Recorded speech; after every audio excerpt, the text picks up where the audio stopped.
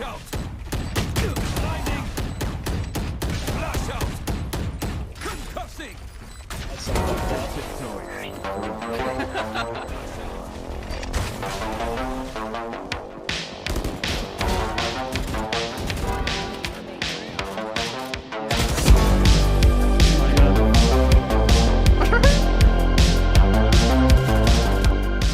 Boys, it's time for another guide.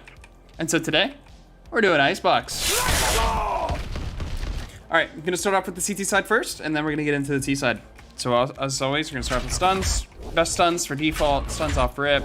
You have this one here, which you can sit behind white and then stun for maybe a teammate in this cubby. Stuns all deep. That stun's actually really good. And then another default stun. If you're not playing B main area, you can go from here. This will just hold him off for a couple of seconds. A side default stuns. We got this one. This one's actually really good for getting lower control. You can have a teammate push out lower to use the stun. And then another one is come up here. And this one will prevent them from getting on belt, belt super early. Okay, I'm gonna show you guys some mid-round stuns that I like to do.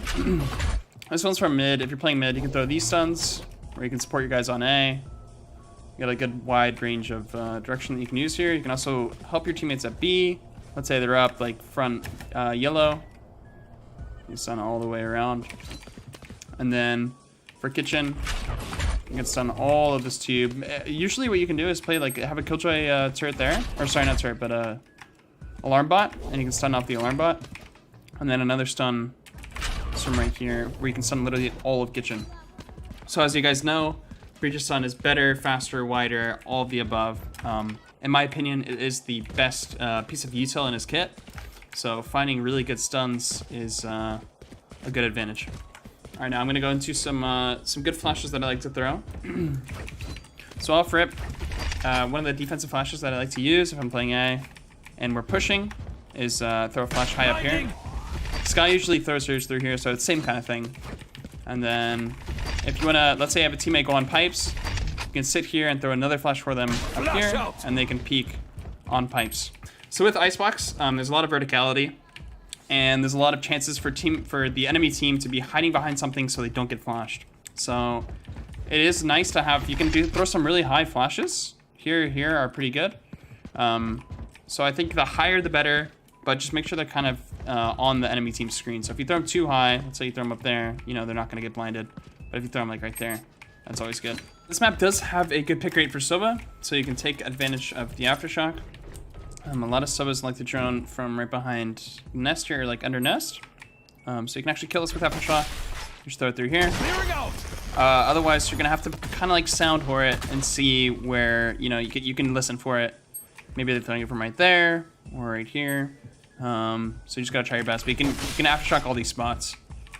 There's a lot of potential. You can also throw if you're playing mid, you can also throw them through here, and you can actually kill the guy under nest. If the Sova's turning from B main, you can actually throw an aftershock through here. This will hit the Sova. That's just if you're playing mid, but you can actually aftershock anything through here. That's a value for Sova drones, but you can, you can throw some cheeky ones here, but I don't think they'll do much. Otherwise, I just save my aftershock for bomb. You just throw it on here, and it's bound to stop one bomb plant. Now that Breach's ult is pretty much buffed, I think his ult has a lot of potential on this map. Once again, like as I'm playing mid, I think this ult's really good, really strong. The B main one isn't as good because they can just hide. There's a lot of things to hide behind. You know, if you ult, they're just gonna go back, run back, go into B main, garage. So that one's a little bit more tough. Otherwise, you can save it for retake. This hits pretty much everything except for like the B main area. And then as you saw, the A side of things, you can ult all of 410 and pipes, or just ult site for retake. Okay, now I'm gonna move to the attacker side of things. We'll go over the stuns and then flashes, aftershocks, ult. So once again, stuns actually pretty good. You can deny orb control on A.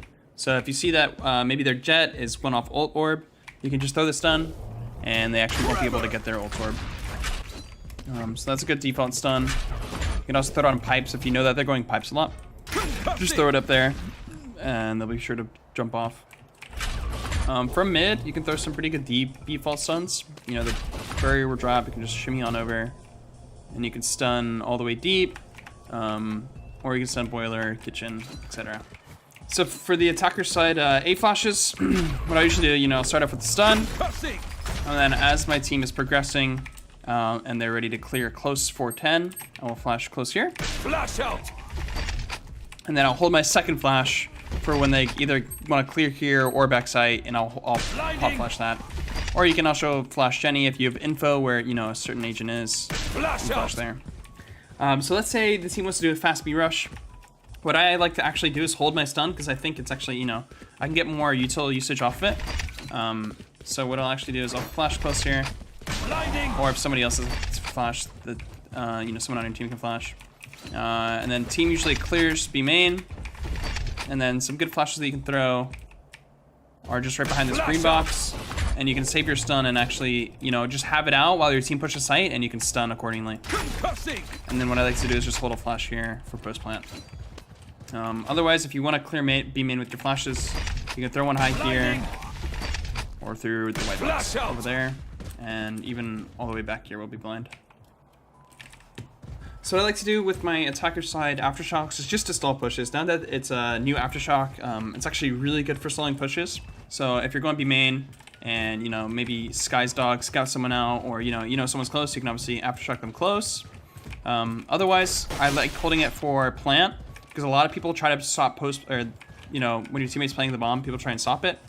So I'll just kind of throw it high here, and this will end up actually blasting lower and on top of the box. So if Sage rolls up, she'll get hurt, and then if they push down here, they'll also get hurt. Another good spot for aftershocks is boiler. Clearing out. He won't be able to fight you. You can run up and take some fights. And then on the A side of things, you can throw it at screens. And this one's actually, you know, they won't be able to push for it. Or you can, I think a lot of players like to swing back here. And if you do throw the aftershock right here in the middle, it will end up hitting both the upper and the lower parts. So you can also throw that aftershock so they can't swing back sight. So finally, the ults on attacker side.